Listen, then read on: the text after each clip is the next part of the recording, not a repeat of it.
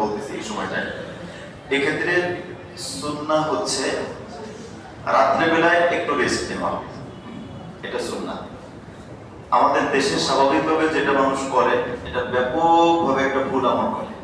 আমি অনেকবার দেখেছি কেন এটা আমাদের দেশের এটা প্রচলন হয়ে গেছে, বা অধিকাংশ আপনারাও খেয়াল করবেন, ওখানে সারা রাত কিছু ইবাদত বন্দেগী করে, কিন্তু ফজরের উক্ত হয়ে গেলে ফজরের নামাজটা পড়ে খুট খুট শব্দটা করে করে সবাই মানে ব্যাগ ট্যাগ গোছায় সবাই রওনা হয় মিনার দিকে, বা রওনার প্রস্তুতিটা নেয়, গল্প করে কথা বলে।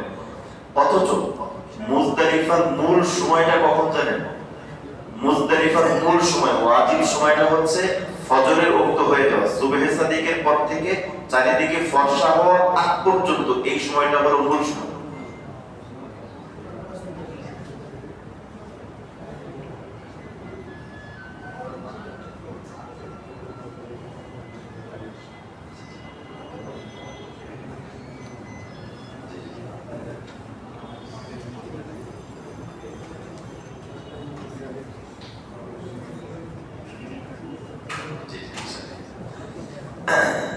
খেয়াল করতে পারলাম আমরা, এদিকে খেয়াল করি সবাই। তাহলে আমি কি বললাম, মুজদালিফায় অবস্থানের মূল সময়টা, একদম মেইন দোয়া কবুলের এবং ফজিলতের মূল সময়টা কখন? ফজরের পর থেকে, ফজরের উক্ত হয়ে যাওয়ার পর থেকে, সুবহে সাদিক থেকে, সুবহে সাদিক থেকে নিয়ে চারিদিকে ফর্সা হওয়ার আগ পর্যন্ত এই সময়টা হলো মূল সময়। কাজেই আমাদের পরামর্শ থাকবে, আপনি আরাফার ময়দান থেকে মুজদালিফায় যান, সেখানে যাওয়ার পর পাথর সংগ্রহ করা, মুজদালিফা থেকে পাথর সংগ্রহ করা, পাথরের ব্যাগ থাকে, এই ব্যাগ থেকে পাথর সংগ্রহ করবেন। পাথর সংগ্রহ হয়ে গেলে এরপরে রাত্রেবেলা একটু বিশ্রাম নেন। ওই রাত্রে বিশ্রাম নেওয়া এটা সুন্নাহ, নবীজি একটু বিশ্রাম নিয়েছেন।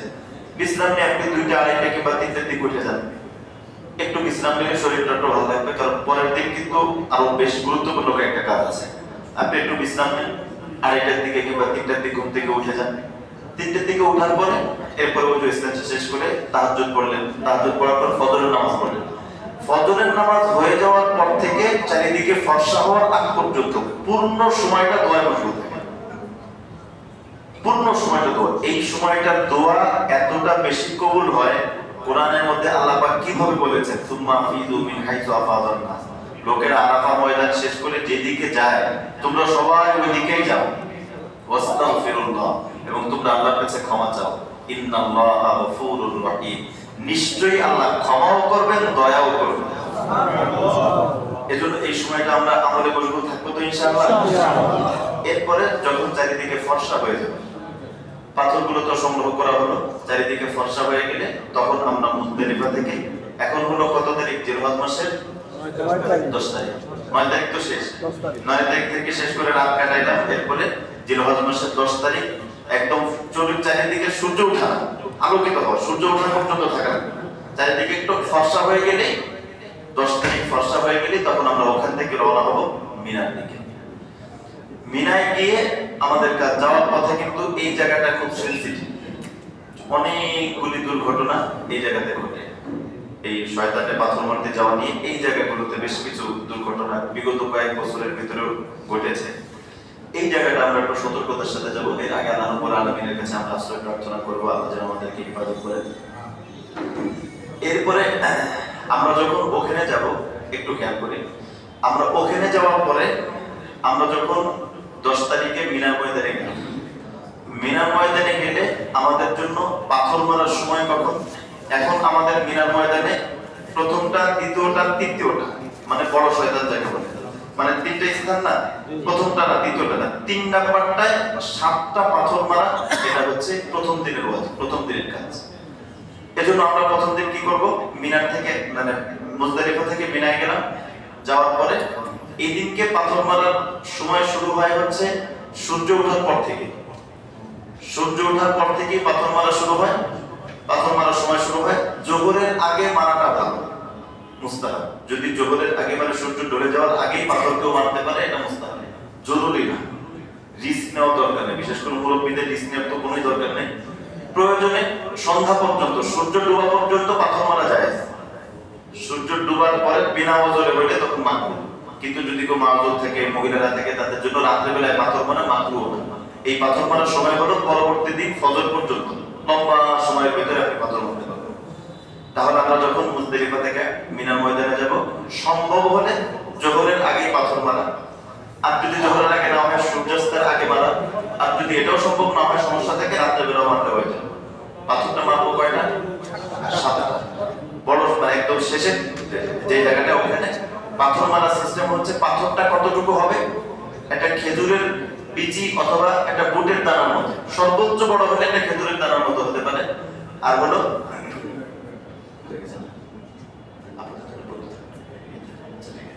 এদিকে থেকে আমাদের এটা শেষ হয়ে গেলে আমরা একটু পরে দেখাবো, আগে আলোচনাগুলো একটু শেষ করি। এবার এদিকে থেকে আমরা আলোচনাটা শেষ করি, আমরা যেহেতু হজের গুরুত্বপূর্ণ সময়গুলো চলছে একটু এদিকে খেয়াল করেন। পাথর কতটুকু সূরা বুটের সাইজের হবে, সর্বোচ্চ হলে একটা খেজুরের বিচির মতো হতে পারে, এর চেয়ে বড়। কেউ কেউ আবেগের সাথে বড় বড় পাথর, ওটা কিন্তু শয়তানটা মারা না, এটা আল্লাহর একটা বিধান পালন করা তাই।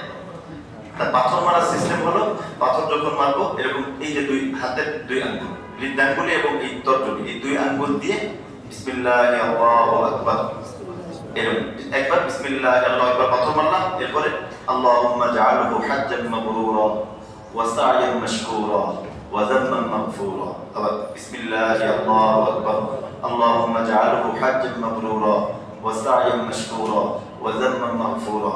বিসমিল্লাহি আল্লাহু এভাবে 7টা বুঝে আসছে? আবার বলছি, মুজদালিফা থেকে আমরা মিনার ময়দানে আসবো, আসার পরে সম্ভব হলে জোহরের আগে 10 তারিখ জোহরের আগে পাথর মারবো, এটা সম্ভব না হলে সূর্য ডুবার আগে পাথর মারবো, এটাও সম্ভব না হলে রাত্রে বেলা মারবো। সময় আছে কতদিন পর্যন্ত? ফজর পর্যন্ত সময় আছে। এরপর আমরা পাথর মেরে নিব কিভাবে? বিসমিল্লাহির রহমানির রহিম বলে 7টা পাথর মারবো এভাবে। ওই যে পাথরের যে জায়গাটা আছে মাঝখানে, ওটা আমরা দেখাই দেব, ওখানে লাগানো চলবে না, নির্দিষ্ট সীমানার ভিতরে পড়লেই হবে। পাথর মারা হয়ে গেলে এখন আমার কাজ হচ্ছে কুরবানি করা। কুরবানিটা করব কিভাবে? যদি সম্ভব হয় আমি নিজে যে দোকান থেকে কিনে কুরবানি করতে পারি, ওখানে মাছ পাড়া আছে, খুব সহজ। এটা যদি সম্ভব না হয় ব্যাংকের মাধ্যমেও করা যায়, ব্যাংকে টাকা জমা দিয়ে দিলে ওরাও করা যায়। অনেক সময় দেখা যায় বাংলাদেশি মুআল্লিমরা এই টাকাগুলো এলোমেলো করে ফেলে, এরকম কিছু রিপোর্ট আমরা পাই, এজন্য একটু ভয় লাগে। যাই হোক, এটাকে আমরা সৌদি ওখানেও দিতে পারি অথবা নিজেও কিনতে পারি। যখন কুরবানি হয়ে যায়, যদি ব্যাংকের মাধ্যমে করি তখন ব্যাংক ওয়ালারা মেসেজ দেবে, আমার কুরবানি হয়ে গেলে আমার মোবাইলে আমার নম্বরে মেসেজ দেবে। ওই মেসেজের কমপক্ষে 1 ঘন্টা পরে সতর্কতামূলক যে আপনার কুরবানি হয়ে গেছে, তারপরেও সতর্কতামূলক 1 ঘন্টা পরে আমি চুলকে নেড়া করে ফেলি। কারণ হচ্ছে পাথর মারা, কুরবানি করা, চুল নাড়া করা, এই তিনটার মধ্যে সিরিয়াল মেইনটেইন করা ওয়াজিব। এই সিরিয়ালের মধ্যে যদি এলোমেলো হয়ে যায়, কথা আমি পাথর মারলাম আর এখনো জবাই করলাম না, এর আগে আমি চুল নাড়া করে ফেললাম, তাহলে কিন্তু দম আসবে। এজন্য সিরিয়াল মেইনটেইন করাটা জরুরি। এজন্য প্রথমে পাথর মারা হবে, এরপরে জবাই করা হবে, এরপরে চুল নাড়া করে ফেলবো। চুল যখন আমি কেটে ফেলবো, চুল কাটার পরে তখন কিন্তু আমার হজের ওয়াজিব একটা শেষ। এখন কিন্তু আমি অনেকটা ফ্রি, এখন আমি হালাল হয়ে গেলাম।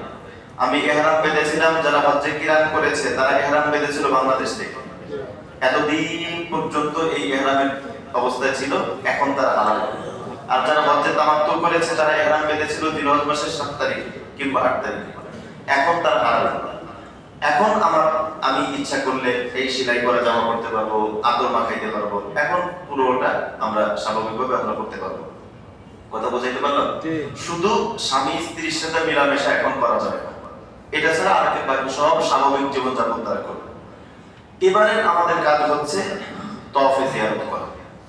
তওয়াফে জিয়ারতের সময় হচ্ছে এখন থেকে নিয়ে 12 তারিখ সূর্যাস্ত পর্যন্ত তওয়াফে জিয়ারত করতে পারবে, লম্বা সময় আছে। এই সময়ের ভিতরে তওয়াফে জিয়ারত আমার সময় মতো আমি তওয়াফে জিয়ারত করতে পারবো। এখন যখন তওয়াফে জিয়ারত করি আমি করলাম, যদি আমার সক্ষমতা থাকে আমি ওই দিনও করতে পারি, এর পরের দিনও করতে পারি, সময় আছে। 12 তারিখ সূর্যাস্তের আগ পর্যন্ত আমি করতে পারবো। তওয়াফে জিয়ারত করে নিলাম।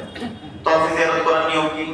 স্বাভাবিক যে তওয়াফের নিয়ম সেম একই নিয়ম, শুধু এখানে নিয়ম হবে নিয়ত হবে হজের তওয়াফ, আর আগে নিয়ম ছিল কি উমরার তওয়াফ। এভাবে হজের যে তওয়াফ আছে স্বাভাবিক তওয়াফ। এখানে আরেকটা কথা, আমরা যে সাই করব এই সাইটা হজের সাই, কেউ যদি চায় হজের সাইটা সে মিনার ময়দানে যাওয়ার আগেও হজের সাইটা করে ফেলতে পারবে, এটা জায়েজ আছে। যদি কথা হচ্ছে কিরান বা তামাত্তু পালনকারী সে যদি চায় যে আমি সাইটা আগে করে ফেলবো, কারণ হজের সময়ের মধ্যে সাইড প্রচন্ড ভিড় হইতে পারে, আমি আগে করে ফেলবো, কোনো সমস্যা নেই। তওয়াফে হজ্জে ইফরাদ পালনকারী সে আলাদা একটা তওয়াফ করে এরপরে সে সাই করে ফেলবে। আর হজ্জে কিরান অথবা তামাত্তু পালনকারী তিনিও আলাদা একটা উমরা করে, স্বাভাবিক একটা নফল উমরা করে, ওই নফল উমরার সাথে উনি সাই করে ফেলতে পারবেন। আর যদি উনি ওই সাইটা আগে করে না ফেলে স্বাভাবিক নিয়ম অনুযায়ী, তাহলে এই যে তওয়াফে জিয়ারত, যেটা আমি তওয়াফে জিয়ারত করব, তওয়াফে জিয়ারতের পরে সাই করব। আর আমরা একটা মাসলা মনে রাখবো সব সময়, যেই তওয়াফের পরে সাই আছে ওই তওয়াফের ভিতরে পুরুষের জন্য রমল আছে। সব তওয়াফের মধ্যে কিন্তু রমল নেই, এমনি নফল তওয়াফের ভিতরে কিন্তু রমল নেই। রমল কোন জায়গায়? যেই তওয়াফের পরে কি আছে? সাই আছে। সুতরাং আমি যদি হজের সাই আগে করে না থাকি তাহলে তো এখন হজের সাই। সুতরাং এখন যখন আমি সাই করব, এই সাই করার সময় আমি কি করব? সাইয়ের আগে যে তওয়াফ, ওটা হলো তওয়াফে জিয়ারত, ওই তওয়াফে জিয়ারতের ভিতরে রমল করব। রমল করা শেষ হয়ে গেলে, তওয়াফ করা হয়ে গেলে স্বাভাবিক নিয়ম তওয়াফের পরে 2 রাকাত নামাজ পড়া, এরপরে জমজম পান করা, এরপরে মুলতাজামে আসা, এরপরে সাই করা। সাইয়ের যে নিয়ম আছে সেম ওই নিয়মে সাই শেষ করা।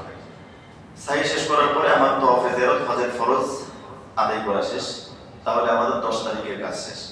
যদিও 10 তারিখে তওয়াফে জিয়ারত করা জরুরি না, তারপর আমাদের 10 তারিখের কাজ স্বাভাবিকভাবে শেষ। এরপরে 11 তারিখ, 11 জিলহজ। 11 জিলহজ এখন আমার কাজ হলো 3টা স্থানে শয়তানকে পাথর মারা, প্রত্যেকটাই 7টা 7টা করে। এই দিন পাথর মারার সময় শুরু হয় হচ্ছে সূর্য ঢলে যাওয়ার পরে, এর আগে সময় হয় না। এর আগে কি সময় হয় না? 11 তারিখ যখন সূর্য ঢলে যাবে, অর্থাৎ জোহরের সময় যখন হবে, ওর পর থেকে পাথর মারার সময়। সূর্যাস্ত মাগরিব পর্যন্ত হলো জায়েজ আছে, উত্তম। মাগরিবের পরও যদি সমস্যা না থাকে জায়েজ আছে, কিন্তু উত্তম হচ্ছে মাগরিব পর্যন্ত। এর বিনা কারণে মাগরিবের পরে দেরি করে মাগরিব যদি আমরা পারি মাগরিবের আগ পর্যন্ত এই সময়ের ভিতরে পাথর মেরে নেব। এখানে পাথর মারার সিস্টেম প্রথমটা দ্বিতীয়টা। প্রথমটার মধ্যে 7টা মারা হবে। বিসমিল্লাহি আল্লাহু আকবার, আল্লাহুম্মা জাআলহু হাজ্জান মাবরুরা ওয়া যামমান মাগফুরা ওয়া সাইয়্যান মাশকুরা। বিসমিল্লাহ, এরকম 7টা মারা হবে। পাথর মারা হয়ে গেলে একটু সাইডে যেয়ে যদি সম্ভব হয় বাইতুল্লাহ মুখী হয়ে দোয়া করা, এই সময় দোয়া কবুল হয়। এরপর আবার দ্বিতীয়টায় পাথর মারলাম 7টা, মারার পরে একটু সাইডে আবার যদি সম্ভব হয় একটু দোয়া করা, এই সময় দোয়া কবুল হয়। 3 নাম্বারটায় 7টা পাথর মারলাম, এই পাথর মারার পরে কোনো দোয়া নেই, পাথর মেরে চলে আসে। এবার একটা কথা বলি, এই যে 3টা দিন, জিলহজ মাসের 10 তারিখ, 11 তারিখ, 12 তারিখ, এই 3টা দিন আমাদের কিন্তু মিনার ময়দানে শুধু পাথর মারা ছাড়া আর কোনো কাজ নেই, শুধু পাথর মারা। কেউ চিন্তা করেন যেহেতু আমাদের কোনো কাজ নাই, আমরা পাথর মেরে মক্কার যে হোটেল আছে হোটেলের মধ্যে থাকি, মিনার ময়দানে এত কষ্ট করা দরকার। আমরা খেয়াল রাখবো ওই কয়টা দিন মিনার ময়দানে থাকা, এটা হলো সুন্নাত। যদি কেউ মিনার ময়দানে না থেকে হোটেলের মধ্যে থাকে তাহলে সে সুন্নাত তার ছুটে গেল, আরাম হইল, শান্তি হইল, শুধু একটা জিনিস হইল না, সেটা হলো সুন্নাত পালন হইল, আর সবকিছু না। ন্যূনতম কমপক্ষে যদি কারো যাওয়াও লাগে, রাতের অধিকাংশ সময় যেন মিনার ময়দানে থাকা হয়। রাতের অধিকাংশ সময় যেন মিনার ময়দানে থাকা হয়, এটা অবশ্যই খেয়াল রাখতে। তাহলে দ্বিতীয় দিন আমরা 11 তারিখ আমরা পাথর মারলাম, 12 তারিখ এবার আমরা পাথর মারব। একদম সেম নিয়মে জোহরের পর থেকে পাথর মারার সময় মাগরিব পর্যন্ত পাথর মারা উত্তম, মাগরিবের পরে ফজর পর্যন্ত বিনা কারণে মাগরু, আর কোনো কারণ থাকলে জায়েজ আছে, ঠিক আছে। 12 তারিখ পাথর মারা হয়ে গেলে এবার একটা কাজ, 12 তারিখ পাথর মারলে ওয়াজিব পাথর মারা শেষ হয়ে গেল। 10, 11, 12 এই 3 দিন পাথর মারা ওয়াজিব। তবে 13 তারিখও পাথর মারা মুস্তাহাব। নবীজি 13 তারিখও পাথর মেরেছেন। যদি সম্ভব হয় তাহলে 12 তারিখও থেকে 13 তারিখ জোহরের পরে পাথর মারা মুস্তাহাব। যদি অনেকে পাথর মারার সময় 13 তারিখ মানে সূর্য উঠে যাওয়ার পরেও পাথর মারা যায়, তবে জোহরের পরে মারা মুস্তাহাব। যদি সম্ভব হয় আমি 13 তারিখ, এটা অনেকেই থাকে না, তারপরেও যদি কেউ পারে 12 তারিখ থেকে 13 তারিখ একদম পাথর মেরে এরপরে মিনা ময়দান থেকে আসবে, এটা মুস্তাহাব। আর যদি কেউ 12 তারিখ চলে আসতে চায় তাও চলে আসতে পারবে, যেহেতু তার ওয়াজিব পাথর মারা শেষ। এখন যদি সে চলে আসতে চায় তাহলে সবচেয়ে উত্তম হলো সূর্য ডুবার আগেই চলে যাওয়া, সূর্য ডুবার আগেই চলে যাওয়া। এটা যদি সম্ভব না হয় রাতারাতি চলে যাবে। খেয়াল করতে হবে মিনার ময়দানে যদি 12 তারিখ দিন যায় রাত পার হয়ে ফজরের সময় হয়ে যায়, তাহলে তাকে পাথর মারা ওয়াজিব, মারতেই হবে। 13 তারিখ পাথর মারা না মারা এই অপশন হলো যদি আপনি 13 তারিখ 12 তারিখ দিবাগত রাত্রের ভিতরে চলে যেতে পারেন ফজরের আগে। ফজর যদি হয়ে যায় তখন আপনাকে পাথর মারা আপনার জন্য ওয়াজিব, তখন আপনি পাথর না মারে পেলে দম দিতে হবে। আমি কি বুঝাইতে পারলাম? এরপরে যখন 13 তারিখে কেউ পাথর মানলো কি মানলো না, এরা যখন চলে গেল তখন মোটামুটি হজের ওয়াজিব শেষ। একটা বাকি আছে, সেটা হলো তওয়াফে জিয়ারত, তওয়াফে বিদা। এখন একটা তওয়াফ বাকি আছে, সেটা কি? তওয়াফে বিদায়ী তওয়াফ। বিদায়ী তওয়াফ আমরা আমাদের সুবিধা মতো যে কোনো সময় চলে যাওয়ার আগে একটা সময় সুবিধা মতো বিদায়ী তওয়াফ করে নেব, স্বাভাবিক তওয়াফের মতো। যেহেতু বিদায়ী তওয়াফের পরে সাই নাই, এজন্য বিদায়ী তওয়াফের ভিতরে পুরুষদের জন্য রমল নাই, স্বাভাবিক জামা পরে স্বাভাবিক একটা বিদায়ী তওয়াফ করব। বিদায়ী তওয়াফের পর আল্লাহর কাছে দোয়া করব, আল্লাহ আমার এই তওয়াফ যেন জীবনের শেষ তওয়াফ না হয়, বরং বারবার তুমি তোমার ঘর তওয়াফ করার তৌফিক দাও। আমিন। এবার একটা মাসআলা, সেটা হলো এই যে হজের যে সময়টা গেল, হজের বিশেষ করে মহিলাগণ যদি তাদের মাসিক শুরু হয়ে যায়, তাহলে ওনারা তওয়াফ এবং মসজিদে প্রবেশ করা ছাড়া যে কোনো কাজ করতে পারবে। নামাজ, মসজিদে প্রবেশ এবং তওয়াফ এই কাজগুলো করা যাবে না। এখন একটা কথা হচ্ছে, হজের তওয়াফের তো নির্দিষ্ট টাইম আছে। যেমন টাইমটা হজের তওয়াফে জিয়ারত, তওয়াফে জিয়ারতের টাইমটা হচ্ছে 10 তারিখ থেকে নিয়ে 12 তারিখ সূর্যাস্ত পর্যন্ত। এই টাইমের ভিতরে যদি মহিলারা অসুস্থ থাকে, মাসিক চলতে থাকে, তখন সে কি করবে? তখন তিনি অপেক্ষা করবেন। অপেক্ষা করে যখন সুস্থ হবে, পবিত্র হবে, তখন উনি তওয়াফটা করে নেবে, ওনার দম আসবে না। কিন্তু এরকম যদি হয় যে ওনার অপেক্ষা করার সময় না, ওনার ফ্লাইট চলে আসছে, অর্থাৎ ওনার 13 তারিখে ওনার চলে যাওয়া লাগবে, উনি কোনোভাবে ফ্লাইট মিসাইতে পারতেছে না, ওনার চলেই যাওয়া লাগবে, তখন করবেন।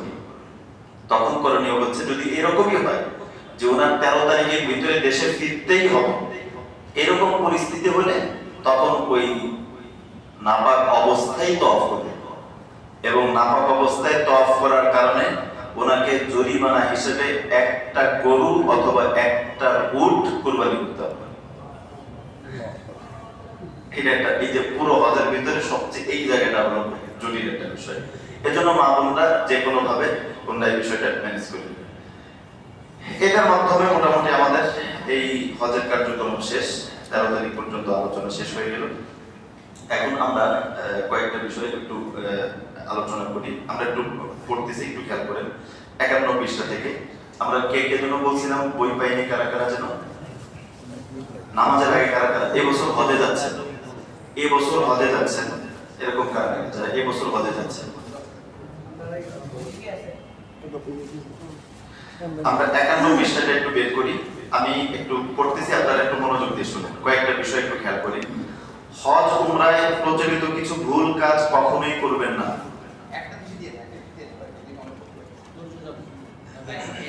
এখন তো উপস্থিত যারা আছে তাদের জন্য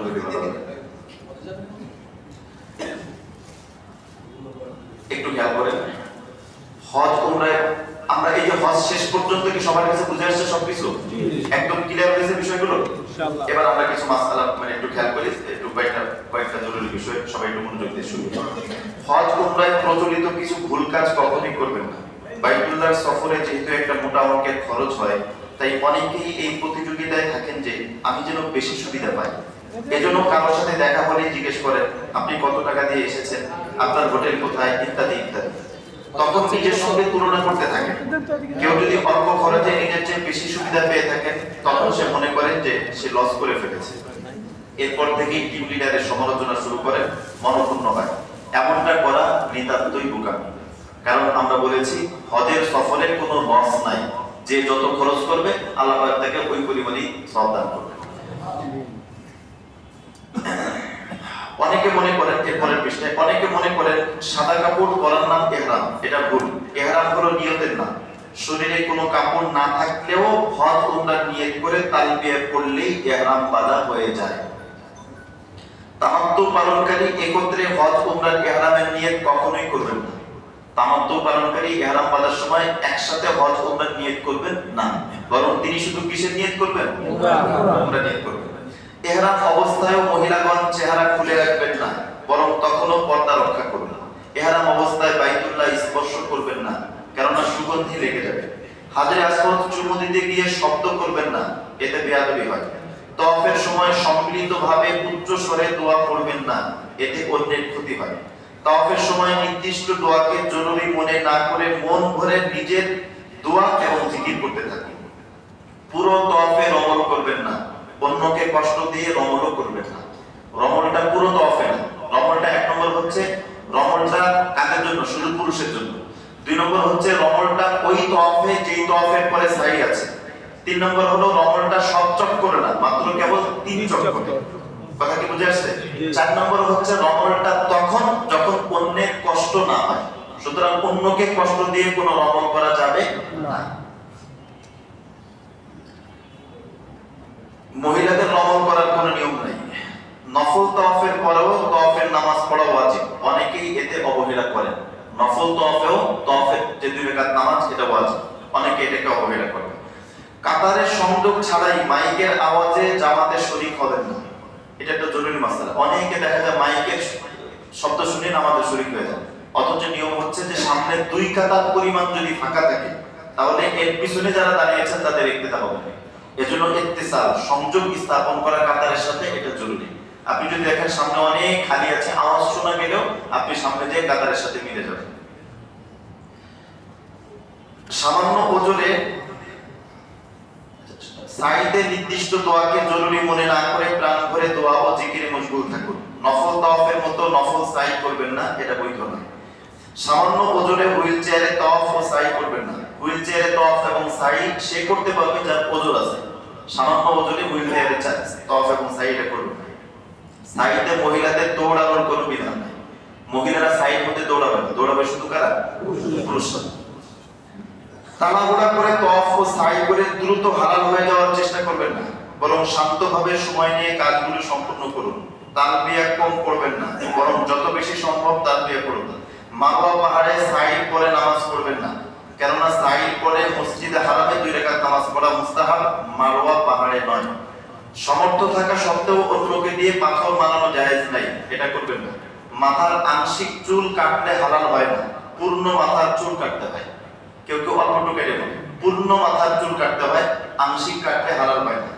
মুজদালিফায় অবস্থানের মূল সময় জিলহজ 10 জিলহজ সুবহে সাদিক থেকে নিয়ে ফর্সা হওয়া পর্যন্ত, যেটা বললাম জিলহজ মাসের 10 তারিখ মূল সময় যেটা, সেটা হলো কখন থেকে? সুবহে সাদিক থেকে নিয়ে ফর্সা হওয়া পর্যন্ত। এই সময় গল্পগুজবে লিপ্ত থাকবেন না। প্রচন্ড ভিড়ের মধ্যে অন্যকে কষ্ট দিয়ে হলেও হাজর আসওয়াদে চুম্বন করতে যাবেন না।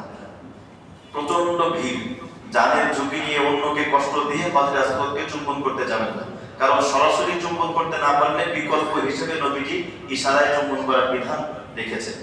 কাজে নিজেকে এরকম কিসের মধ্যে ফেলা, ঝুঁকির মধ্যে ফেলা, এটা কখনো ঠিক হবে না। এবারের হজ উমরায় যদি ত্রুটি হয় কারো, তাহলে ত্রুটি হলে বেশ কিছু জিনিস এটা আছে মাসলা, এটা এই মাসলাগুলো আপনারা পরে পড়ে নেবেন, যেহেতু এটা আমাদের এখন যদি ত্রুটি হয়, কথার কথা কেউ সেলাই করা কাপড় পরে ফেললো অথবা কেউ কোনো মানে সুগন্ধি মেখে ফেললো, তখন করণীয় কি? এখানে কিছু মাসলা আছে, মাসলাগুলো পড়ে নেবেন। এখন আমরা মহিলাদের হজ উমরা সংক্রান্ত কয়েকটা আলাদা মাসলা, কিছু মাসলা আছে, ওটা একটু আমরা শুনি, এরপর আমরা শেষ করে দিচ্ছি। এটা আমরা একটু মা বোনরা একটু খেয়াল করি, আর এখানে আমরা যারা আছে তারাও খেয়াল করি, যেন মা বোনদেরকে আমরা শোনাইতে পারি। মহিলাদের হজ উমরা সংক্রান্ত মাসলা এর 65 নম্বর পৃষ্ঠা, বইয়ের 65 নম্বর পৃষ্ঠা আছে, দেখেন। মহিলাদের হজ ও উমরা স্বাভাবিকভাবে পুরুষের মতোই, তবে কয়েকটি ক্ষেত্রে পার্থক্য রয়েছে। মহিলাগণ মাহরাম ব্যতীত হজ ও উমরায় যাবেন না। বৃদ্ধা মহিলাদের জন্য একই হুকুম। বৃদ্ধা হয়ে গেলেও মহিলাদের মাহরাম ছাড়া হজ ও উমরায় যাওয়া জায়েজ নেই।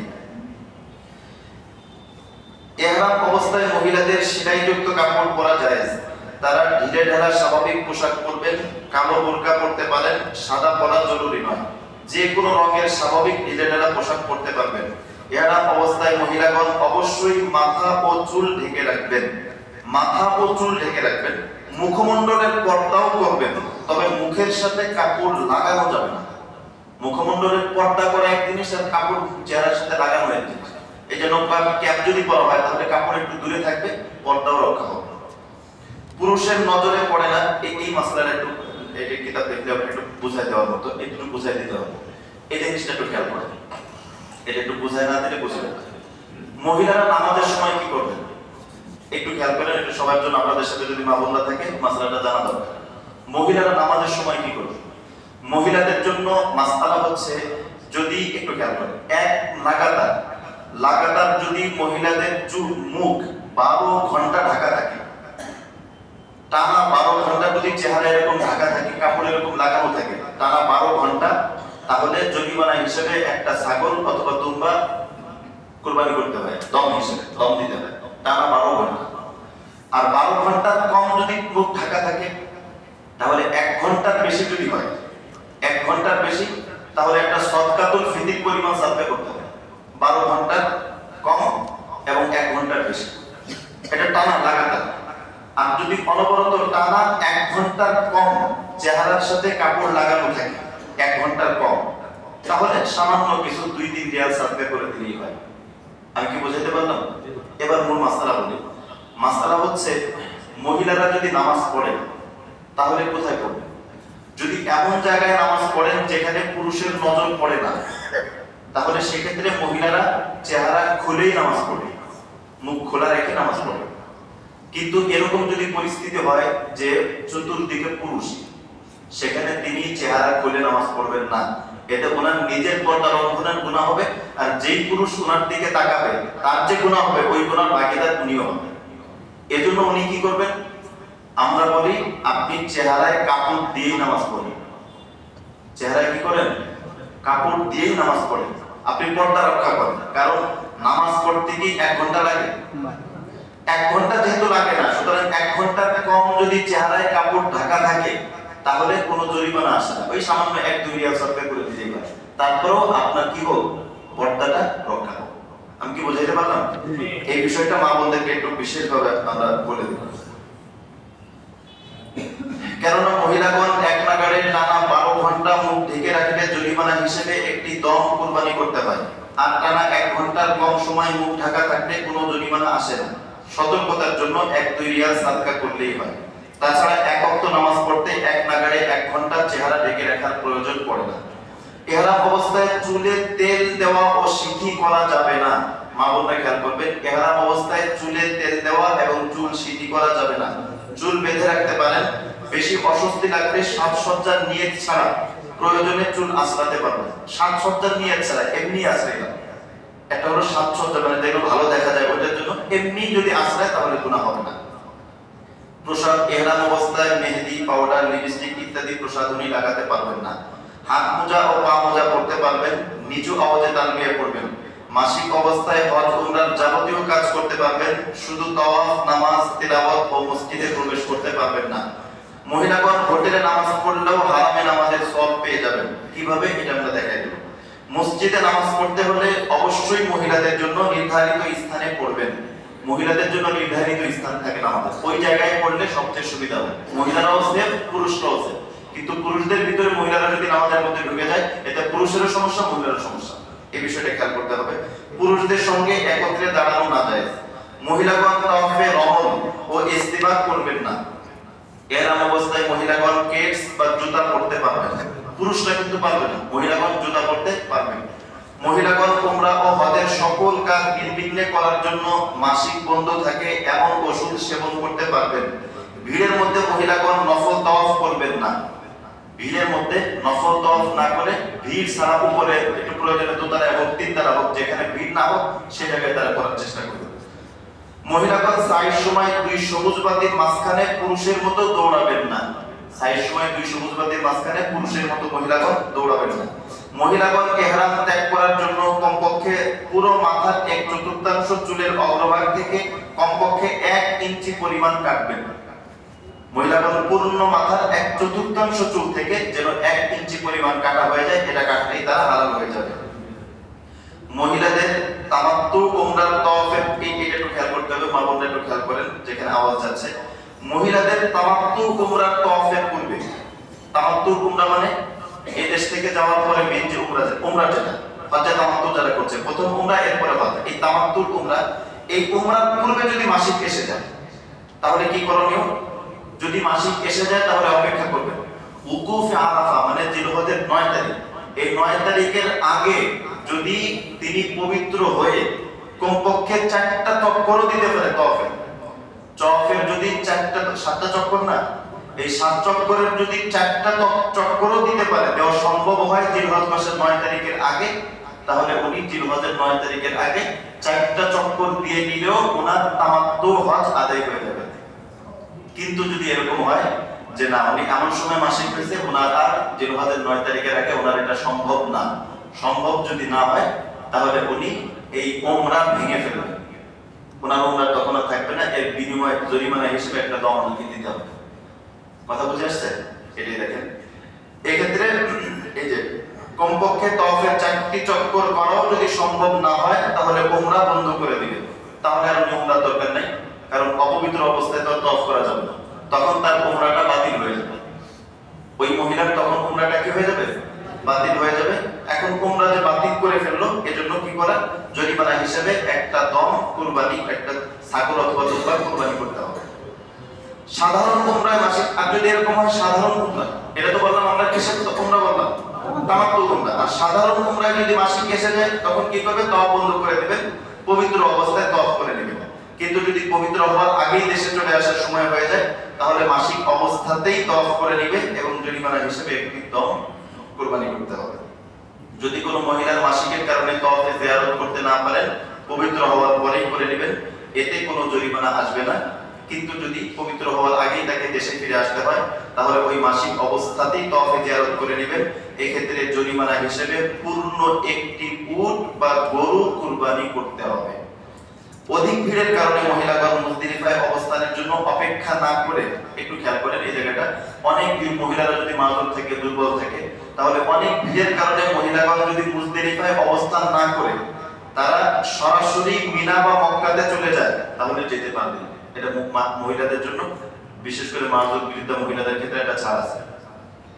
একাকী যেতে না পারলে সঙ্গে করে একজন মাহরাম পুরুষকেও নিয়ে যেতে পারবে। একাকী যেতে পারতেছে না তাহলে সম্ভব হলে একজন মাহরাম পুরুষকেও নিয়ে যেতে পারবে।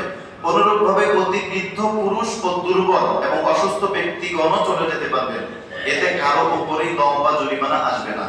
মহিলাদের জন্য রাতে পাথর মারা মাকরুহ না, তারা ইচ্ছা করে রাতেও পাথর মারতে পারবে।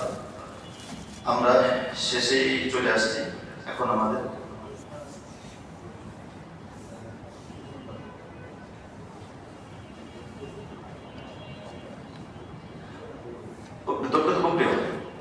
গরু হবে শুধু তওয়াফে জিয়ারত, একটা জায়গায় শুধু গরু উট, সেটা হলো তওয়াফে জিয়ারত যদি কেউ অপবিত্র অবস্থায় করে একটা জায়গায়, বাকি সব জায়গায় গরু।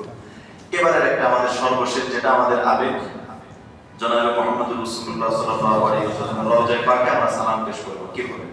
এটা একজন মুমিনের হৃদয়ের বড় আকুতি। কিতাবের ভিতরে আসছে, নবীজিকে যদি কেউ রওজায়ে পাকের সামনে সালাম পেশ করে, নবীজি রওজার ভিতরে থেকে উত্তর দেন আমি বলতেছি আসসালামু আলাইকা ইয়া রাসূলুল্লাহ, নবীজি উত্তর যদি দেন ওয়া আলাইকুমুস সালাম, তোমার উপরও শান্তি বর্ষিত, কেমন লাগে? এই অনুভূতিটাই কেমন? এজন্য নবীজিকে সালাম পৌঁছানো এটা উম্মতের অনেক বড় সৌভাগ্যের একটা বিষয়। এই সালাম পৌঁছানোর ক্ষেত্রে আমরা কি করব? আমি একটু সংক্ষেপে বলি, সময় হয়ে যাচ্ছে। সব বিষয়টা হলো, আমরা প্রথমে মক্কা শরীফের কাজ যখন শেষ হবে, মদিনা শরীফে আমরা যাওয়ার শুরুতে, আমি আলহামদুলিল্লাহ গত বছর আমাদের ট্রেনিং থেকে অনেক ভাই এরকম প্রস্তুত ছিলেন যারা আমাদের এই কথাটা রাখতে পেরেছিলেন। আমরা একটা কথা বলি, আপনি নবীজির কাছে যাচ্ছেন, আপনি কি হাদিয়া নিয়ে যাবেন? নবীজির কাছে যাচ্ছে না, একটা তো হাদিয়া নিয়ে যাওয়া দরকার। আপনি নবীজির কাছে যাচ্ছেন, কি হাদিয়া নিয়ে যাবেন?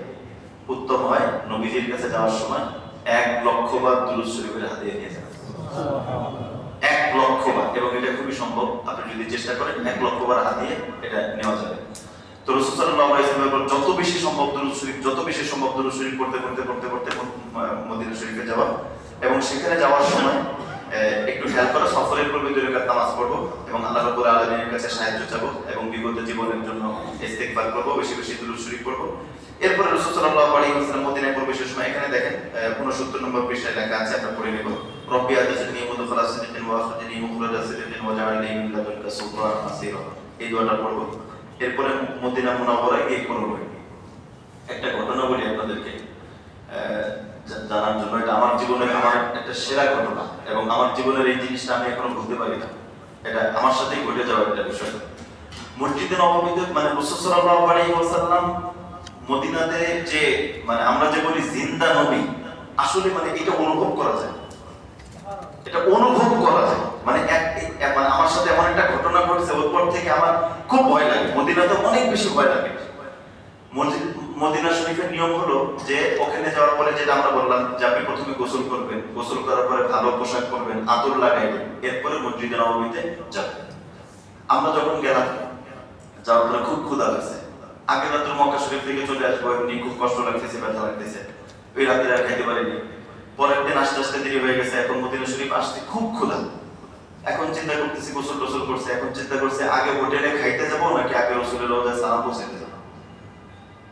তো মনে মনে চিন্তা করলাম যে রাসূলের রওজায় সালাম পৌঁছানো ছাড়া খাইতে যাওয়াটা নিজের কাছে কেমন যেন লাগে, যে আমি নবীর এখানে আসলাম, নবীর কাছে সালাম পৌঁছানো ছাড়া খাইতে যাবো, এটা আমার কাছে একটু কেমন যেন লাগতেছে।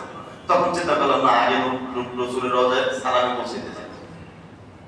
সালাম পৌঁছাতে উদ্দেশ্যে রওনা দিলাম। কিছু দূর মানে হোটেল থেকে বের হয়ে রাস্তা দিয়ে হাঁটতেছে, হঠাৎ করে আমার মুখ দিয়ে একটা শব্দ বের হয়ে গেছে। কেন বের হয়েছে আমি এখনো জানি না। এটা হচ্ছে কত 19-এর কথা, 19 সালের কথা।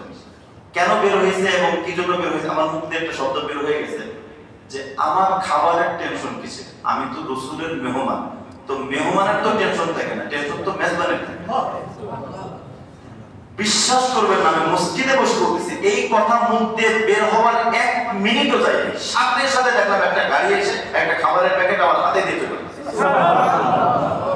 1 মিনিটও যায়নি। তখন মনে হলো আমার কাছে, আমি দাঁড়ায় রয়েছি, প্যাকেটটা নিয়ে দাঁড়ায় রয়েছি, কি বললাম কি হইল, এখানে কে বলছে কে দেখছে কিচ্ছু না, একদম একটা গাড়ি দ্রুত যাইতেছে, ও একদম থামায় একটা খাবারের প্যাকেট দিয়ে চলে গেল। কোনো কথা না, কোনো বার্তা না, কোনো কিছু না, আমিও না কাউকে বললাম, সে না আমাকে কাউকে বললো, শুধু মুখ দিয়ে একটা শব্দ বের হয়েছে, আমি তো মেহমান, আমার কিসের টেনশন, মেজবান খাবার খাওয়া।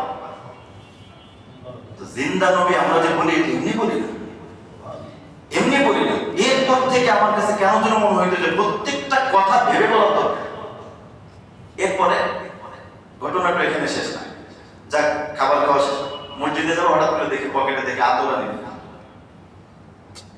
পকেটে হাতে দেখে আতর মাখার মতো শুনো আতর আনেনি। এখন চিন্তা করলাম আতর কিনতে যাবো, একই তো কথা হইলো, হোটেলে যেমন খাইতে যাবো না, তো আতর তো দোকানে কিনতে যাবো না, তো সরাসরি মসজিদে একদম বাবু সালাম দিয়ে ভিতরে চিন্তা করছে যাই। ভিতরে ঢোকার পর আমি দেখি যে একজন মুরব্বী জায়নামাজ বিছায় কারো জন্য খুঁজতেছে, একদম সামনে একজন মুরব্বী জায়নামাজ বিছায়, উনি নামাজদারের পিছনে কাউকে যেন খুঁজতেছে, আমি জানি না কাকে খুঁজতেছে, ভাবে সোজা আসতেছে। উনি আমাকে দেখে জায়নামাজ থেকে সোজা 3-4 কাতার এদিকে এসে পকেট থেকে আতর বের করে আমার শরীরে লাগাই দেওয়ার নাম করে। এই দৃশ্যটা আমি মানে এই জায়গার জীবনে ঘটে যাওয়া একটা মানে অবিস্মরণীয় ঘটনা, এটা আমি কখনো বলতে পারি না। এবং এটার কারণে আমার কাছে কেমন যেন লাগে যে আসলে নবীজি আমাদের মানে মদিনা পাকের প্রত্যেকটা ক্ষেত্রে আমাদের খেয়াল রাখা উচিত, কোনো দিক থেকে কোনো বেয়াদবি যেন না, কোনো অবস্থাতে বেয়াদবি যেন না, এখানে এরকম। এজন্য মদিনা পাকে আমরা যাব খুব ভক্তি শ্রদ্ধা। এজন্য আপনাদেরকে আরেকবার বলি, খবরদার নবীজির রওজা পাকের পাশে যে কেউ কথা বলেন না, কেউ তাড়াহুড়া করেন না, কেউ ছবি তোলেন না। খুব কষ্ট লাগে যখন মানুষ ওখানে সেলফি তোলে, অনেক কষ্ট লাগে। এগুলো আমরা কেউ করবো না তো ইনশাআল্লাহ। এরপর ওখানে যাওয়ার পরে মসজিদে নববীতে সুন্নত তরিকায় প্রবেশ করবো। সুন্নত তরিকায় প্রবেশ করার পরে এরপরে যখন আমরা যাব মসজিদে নববী মানে রাসূলের রওজায় পাকে সালাম পৌঁছানোর জন্য, এর আগে যখন রিয়াজুল জান্নাতে যাব, এখন তো রিয়াজুল জান্নাত থেকে ভিতর দিয়ে এরকম ঢোকায়, রিয়াজুল জান্নাত ঢোকার তো খুব সুন্দর একটা পদ্ধতি হয়েছে। রিয়াজুল জান্নাত অবশ্যই আমরা ঢোকার চেষ্টা করবো, কারণ আল্লাহ নবী বলেছেন মা বাইনা বাইতি ও মিম্বারি রাওযাতুম মিন রিয়াজিল জান্নাহ। নবীজির ঘর হলো ওই জায়গায়, আর এখানে হলো মিম্বার, এর মাঝখানের জায়গাটা নবীজি বলেছেন এটা হলো জান্নাতের একটা টুকরা। আর জান্নাতের বৈশিষ্ট্য 2টা। 1 নম্বর বৈশিষ্ট্য হলো একবার যে জান্নাতের মধ্যে ঢুকবে সে আর ওখান থেকে জীবনও বের হবে। জান্নাতে একবার ঢুকলে সে আর কোনোদিন জাহান্নামে যাবে না, এটার একটা বৈশিষ্ট্য। আর জান্নাতের আরেকটা বৈশিষ্ট্য হলো জান্নাতের মধ্যে মানুষ যা চায় আল্লাহ তাই দেয়। সুতরাং ওখানে দোয়া কবুল হয়। বিশেষ করে আমরা প্রজেক্টরে এই জিনিসটা দেখাবো, যদি পারা যায় এখানে ঐতিহাসিক 3টা খুঁটি আছে। একটা হচ্ছে উস্তুয়ানাতুস সারির, যে খুঁটির পাশে নবীজি ইতিকাফ করতেন। এর পাশে একটা আছে উস্তুয়ানায়ে আবি লুবাবা, আমরা দেখাই দেবো জায়গাটা কই। উস্তুয়ানায়ে আবি লুবাবা হলো হযরত আবু লুবাবা যিনি একটা অন্যায় করে ফেলেছিলেন, তিনি নিজেকে রশি দিয়ে ওই ঘটির সাথে বেঁধে ফেলছিলেন। উনি বলেছেন আল্লাহর পক্ষ থেকে আমাকে মাফ করে দেওয়া হয়েছে, এই ঘোষণা না পর্যন্ত আমি এখানে ভালো অবস্থায় থাকবো। আল্লাহ রাব্বুল আলামিন নবীজিকে বলেছেন, এই লোবাবাকে জানা দাও, আমি মাফ করে দিয়েছি। ওখানে যদি আমার মতো গুনাহগার যায়, যদি বলি আল্লাহ আমিও তো একটা গুনাহগার, আবু লুবাবাকে তুমি মাফ করছো, আমারও মাফ করে দাও। এরপরে আরেকটা আছে উসওয়ায়ে আয়েশা, হযরত আয়েশা রাদিয়াল্লাহু তাআলা আনহা, ওখানে দোয়া করবেন যদি সম্ভব হয়, এখানে আমরা দোয়া করতে পারি, ইস্তিগফার করতে পারি। আর পুরো জায়গায় তো নামাজের জন্য এই বিষয়টা আমরা খেয়াল করব। এরপরে যখন আমরা রাসূল সাল্লাল্লাহু আলাইহি ওয়াসাল্লামের রওজা পাকে সালাম পেশ করার জন্য যাব, তখন খুব গাম্ভীর্যের সাথে দুরূদ শরীফ পড়তে যাওয়া। আর এরপরে যখন রাসূল সাল্লাল্লাহু আলাইহি ওয়াসাল্লামের রওজার একদম কাছাকাছি চলে আসবে, তখন একটু উঁচু আওয়াজে আসসালামু আলাইকা, দুইটা কথা, একটা হলো সালাত এবং সালাম, দুইটা পেশ করা, সালাত ও সালাম। আসসালামু আলাইকা আইয়ুহান নবী ওয়া রাহমাতুল্লাহি ওয়া বারাকাতুহু, এটা হলো সালাম। আসসালাতু ওয়াসসালামু আলাইকা ইয়া রাসূলুল্লাহ, যেভাবে বলতে পারেন, আসসালাতু ওয়াসসালামু আলাইকা ইয়া রাহমাতাল লিল আলামিন ইয়া সাইয়্যিদাল মুরসালিন ইয়া শাফিউল মুজনিবিন, যেমনি পারেন সময়, যতটুকু সময় ওই সময় হিসেবে আপনি এটা করতে পারেন। এরপরে আমরা একটা কথা বলি, এটা কোরআন হাদিসে নাই, আমরা আকাবিরদের থেকে যেটা শুনেছি, এটা যদি সম্ভব হয় আপনি ওখানে একবার রাসূলকে আপনার ঈমানের সাক্ষী রাখেন। আপনি যে ঈমানওয়ালা, এটা নবীজিকে একটু সাক্ষী রাখেন। আপনি ওই জায়গায় একটু জোরে আশহাদু আল্লা ইলাহা ইল্লাল্লাহ ওয়া আশহাদু আন্নাকা রাসূলুল্লাহ, আপনি আপনার ঈমানের শাহাদাত রাসূলকে রাখেন। রাসূল সাক্ষী হইল যে আপনি এই সাক্ষীটা আপনি দিয়েছেন।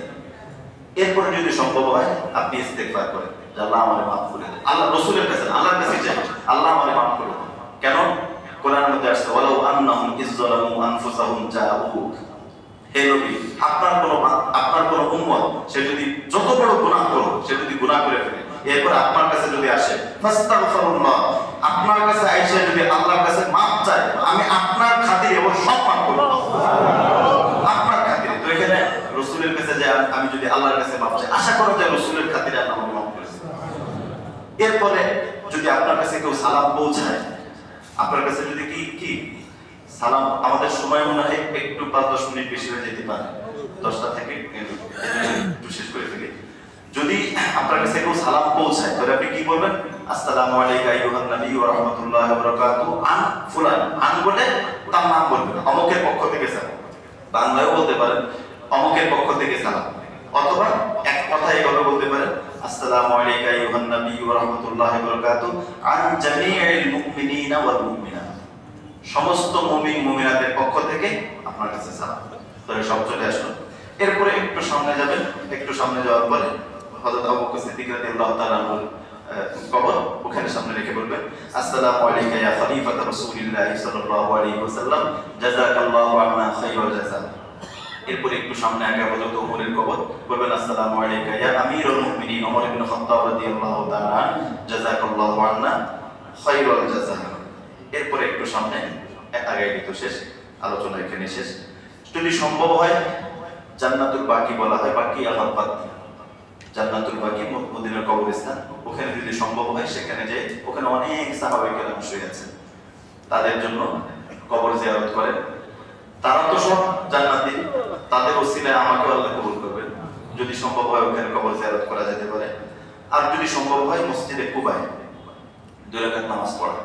মসজিদে কুবায় নামাজ পড়লে হাদিসের ভিতরে আসছে, সুনান নাসাইর হাদিস, কেউ যদি ঘরের ভিতরে ওযু করে, বাসায় ওযু করে, ওযু করার পরে যদি মসজিদে কুবায় যে 2 রাকাত নামাজ পড়ে, আল্লাহ পাক তাকে একটা কবুল উমরার সওয়াব দান করেন। নবীজি সাধারণত শনিবারে যাইতেন, আমরা চাইলে যদি চাই হেঁটেও যেতে পারি। ওই যে মসজিদে গমামার পাশ দিয়ে হেঁটে গেলে 20-25 মিনিট লাগে, একদম এখন অনেক সুন্দর রাস্তা করে ফেলছে, টানা রাস্তা, সোজা রাস্তা। ওই দিক দিয়ে চলে গেলে ওই যে পূর্ব দক্ষিণ কর্নার, বাইতুল মসজিদে নববীর পূর্ব দক্ষিণ কর্নার দিয়ে সোজা যে রোডটা একদম সোজা নাক বরাবর চলে গেছে মসজিদে কুবায়। হাইটেও যেতে পারি, মাঝে মাঝেও যেতে পারি, যে ওখানে নামাজ পড়তে পারি। মোটামুটি এখানে নামাজ পড়লে আমাদের আরো যে সমস্ত দর্শনীয় স্থান আছে, বিশেষ করে আমার একটা অনুরোধ থাকবে, যদি সম্ভব হয় আসহাবে বদর, ওখানে যদি যেতে পারে, মক্কা শরীফ থেকে, মদিনা শরীফ থেকে হয়তো একসাথে কয়েকজন মিলে গেলে হয়তো 50 টাকা করে লাগতে পারে। বদরের ওই জায়গায় আমি যে ওই জায়গায় আমার কাছে ব্যক্তিগতভাবে এমন একটা শান্তির একটা অনুভূতি পেয়েছি, যেটা অন্য কোনো জায়গায় খুব কম পেয়েছি। কারণ বদরের সাহাবায়ে কিরাম এমন ব্যক্তি এই পৃথিবীর ইতিহাসে তারা একমাত্র ব্যক্তি যাদের ব্যাপারে আল্লাহ বলেছেন ইয়ামালু মা শি'তুম ক্বাদ গাফারতু লাকুম, তোমরা যা মন চাই তাই করো, আমি তোমাদের সব মাফ করে দিয়েছি। এই কথা পৃথিবীর আর কাউকে বলা হয়, শুধু বদরের তাদেরকে বলা হয়েছে তোমরা যা ইয়ামালু মা শি'তুম, যা মন চাই তাই করো, আমি তোমাদের মাফ করে দিয়েছি। ওখানে যাওয়ার পর যদি অনুভূতি নিয়ে আমি দেখি, ওখানে যাওয়ার পর সেই স্মৃতি, নবীজি এখানে আছেন, সাহাবায়ে কেরামের জামাত আছে, ওই পাশে আবু জাহেলের দল আছে, রাসূল সাল্লাল্লাহু আলাইহি ওয়াসাল্লামের সাথে কিছু একদম কাঙ্গালের মতো সাহাবায়ে কেরাম, নবীজি ওই পাশে একটা মসজিদে ইজাবা, যেখানে নবীজি সিজদায় পড়ে গেছিলেন। নবীজি বলছিলেন যে আল্লাহ আজকে এই লোকগুলো চলে গেলে ইসলাম শেষ হয়ে যাবে। আল্লাহ রাব্বুল আলামিন জিবরিল আমিনকে পাঠালেন। জিবরিল আমিন বললেন ইয়া রাসূলুল্লাহ মাথা উঠান, দেখেন আমি আমার বাহিনী নিয়ে চলে আসছি। এবং আল্লাহ রাব্বুল আলামিন আমাকে বলে দিয়েছে যে আপনার বিজয় হবে, এই বিজয়ের সুসংবাদ দিয়ে দিয়েছে। পরে তো যুদ্ধ হইল, আবু জেহেল ওই কূপের মধ্যে পড়া ছিল, কাফের টাফের সব পড়া ছিল, ওই কূপ এখনো আছে। এই স্মৃতিগুলো যদি জানা থাকে তাহলে অনেক ভালো লাগবে। ওখানে যাওয়ার পর আপনি কবরের পাশে যায়, রাসূল সাল্লাল্লাহু আলাইহি ওয়াসাল্লাম কবরের পাশে আবু জেহেল যে কূপের মধ্যে পড়া, ওই কূপের পাশে যায় বলছে ইন্না ওয়াজাদনা মা ওয়া'দানা রাব্বুনা হাক্কা ফাহাল ওয়াজাদতুম মা ওয়া'দা রাব্বুকুম হাক্কা। কি আবু জেহেল, আল্লাহ তো আমার সাথে বিজয়ের ওয়াদা করেছিল, বিজয় পাইছি, তোর সাথে জাহান্নামের ওয়াদা করেছিল, জাহান্নাম পাইছিস? পরে সাহাবায়ে কেরাম বলছে ইয়া রাসূলুল্লাহ, আবু জেহেল কে শুনতেছে? বলে তোমরা যেরকম শুনতেছো আবু জেহেল থেকে বেশি শুনতেছে। এই যদি সম্ভব হয় শুহাদায়ে বদর, যারা বদরের যুদ্ধে শহীদ হয়ে গেছে তাদের কবর একটু আমরা জিয়ারত করতে পারি, এরপরে আমরা ওই সফর থেকে ফিরে আসবো। এখানে সর্বশেষ একটা কথা দেখা হয়েছে, আমরা সফর থেকে কি নিয়ে আসবো? মজবুত ঈমান নিয়ে আসবো। সাহাবায়ে কেরাম কি কষ্ট করেছেন, কি ঈমান, ইব্রাহিম আলাইহিস সালামের ঈমান, হযরত হাজেরার ঈমান, কি ঈমান, এই ঈমান নিয়ে আসবো। দ্বীনের জন্য ত্যাগ নিয়ে আসবো, হারাম বর্জনের অঙ্গীকার নিয়ে আসবো, দ্বীন প্রতিষ্ঠার অঙ্গীকার নিয়ে আসবো, দুনিয়া ত্যাগের শিক্ষা নিয়ে আসবো, এবং বিশেষ করে পূর্ণ জীবন কোন আল্লাহ ওয়ালার সান্নিধ্যে আল্লাহ ওয়ালা হওয়ার নিয়তে আসবো। জীবন যা হওয়ার হয়েছে পূর্ণ জীবন কোন একজন আল্লাহ ওয়ালাকে নিজের মুরব্বী মেনে সারা জীবন তার পরামর্শে আল্লাহ ওয়ালা হয়ে চলার প্রতিজ্ঞা নিয়ে সেখান থেকে আসবো।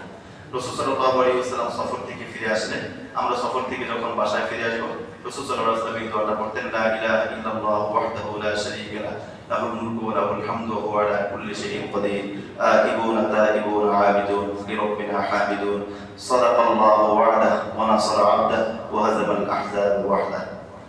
আল্লাহ রাব্বুল আলামিন আমাদের সকলের হজ এবং উমরাকে কবুল করুন, আমিন। এই আমাদের এই মসজিদ কর্তৃপক্ষ এবং যারা এই প্রশিক্ষণের আয়োজন করেছেন, এর সাথে যারা যেভাবে সম্পৃক্ত আছেন, আল্লাহ পাক সকলের এই কুরবানিকে কবুল করে নেন এবং এই কুরবানির ওসিলায় আল্লাহ পাক সকলকে যেন বারবার হজ্জে মাবরুর নসিব করেন।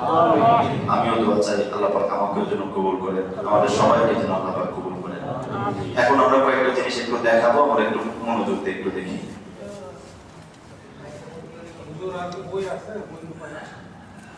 বই আচ্ছা আমাদের কি